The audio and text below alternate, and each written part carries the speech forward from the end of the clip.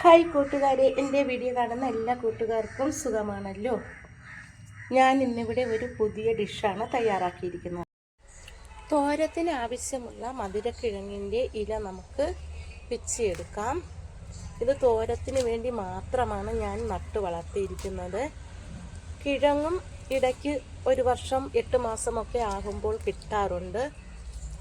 ഒരു കിഴങ്ങ് പൊടിച്ചു വന്നത് നട്ടാണ് ഞാൻ ഈ ഇല നട്ടു വളർത്തിയിരിക്കുന്നത്. കിഴങ്ങ് 2-3 മുള വന്നപ്പോൾ നട്ടു. അങ്ങനെ എനിക്കിപ്പോൾ ആഴ്ചയിൽ 2 ദിവസമെങ്കിലും വയ്ക്കാനുള്ള ഇല ഇതിൽ നിന്ന് കിട്ടാറുണ്ട്. ഇത് പ്രമേഹ രോഗികൾക്കൊക്കെ വളരെ നല്ലതാണ് ഈ മധുരക്കിഴങ്ങിൻ്റെ ഇല എടുക്കാൻ വേണ്ടി ഞാനൊരു വള്ളിയിലും ഇത് പടർത്തി വിട്ടിട്ടുണ്ട്.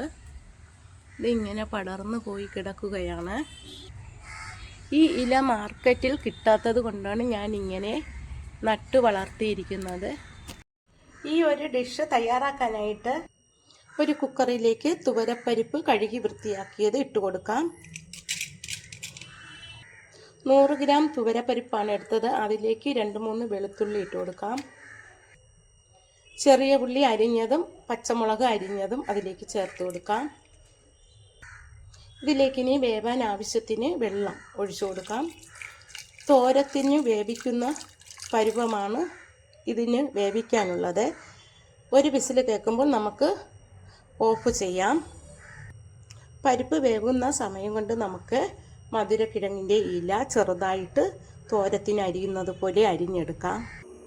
തോരത്തിന് അരിയുന്നത് പോലെ ചെറുതായിട്ട് ഇതുപോലെ അരിഞ്ഞെടുത്താൽ മതിയാകും. ഇനി ഒരു പാത്രം ചൂടാകുമ്പോൾ അതിലേക്ക് 1 സ്പൂൺ വെളിച്ചെണ്ണ ഒഴിച്ചു കൊടുക്കാം. അതിലേക്ക് 1/2 സ്പൂൺ കടുക് ഇട്ട് കൊടുക്കാം. കടുകെല്ലാം പൊട്ടി കഴിയുമ്പോൾ നമുക്കതിലേക്ക് ഉള്ളിയും വറ്റൽമുളകും ഇട്ട് കൊടുക്കാം. ഉള്ളിയും മുളകുമൊക്കെ ബ്രൗൺ നിറമാകുമ്പോൾ നമുക്കതിലേക്ക് അരിഞ്ഞു വച്ചിരിക്കുന്ന ഇല ഇട്ട് കൊടുക്കാം. ഇതിലേക്ക് ഒന്ന് ഇളക്കി കൊടുക്കാം. ഒരു പിടി ഇലയാണ് ഞാനിവിടെ എടുത്തിരിക്കുന്നത്. ഇതിൽ വെള്ളമൊന്നും ഒഴിക്കേണ്ട ആവശ്യമില്ല. 1 മിനിറ്റ് സമയം ഒന്ന് അടച്ച് വെച്ച് വേവിക്കാം. പരിപ്പെല്ലാം തോരത്തിന് വേവിച്ചതുപോലെ നന്നായി വെന്തു കിട്ടി. ഇനി നമുക്കിത് ഇലയിലേക്ക് ചേർത്ത് കൊടുക്കാം. ഇപ്പോൾ 1 മിനിറ്റ് സമയമായി. ഇതിലേക്ക് നമുക്കിനി പരിപ്പ് വേവിച്ചത് ചേർത്ത് കൊടുക്കാം. ഇതിലേക്ക് ഇനി ആവശ്യത്തിന് ഉപ്പ് പൊടി ചേർത്ത് കൊടുക്കാം. എന്നിട്ട് ഇതെല്ലാം കൂടി ഒന്ന് ഇളക്കി കൊടുക്കാം.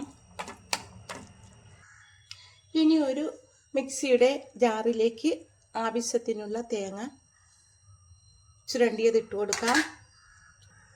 അതിലേക്ക് വെളുത്തുള്ളിയും ചെറിയ ഉള്ളിയും ചേർത്ത് കൊടുക്കാം. ആവശ്യത്തിന് മഞ്ഞൾപ്പൊടി ചേർത്ത് കൊടുക്കാം. എന്നിട്ട് ഇതെല്ലാം ഒന്ന് ചതച്ചെടുക്കാം. ഇനി നമുക്ക് തുറന്നിട്ട് ചതച്ച അരപ്പ് അതിലേക്ക് ചേർത്ത് കൊടുക്കാം.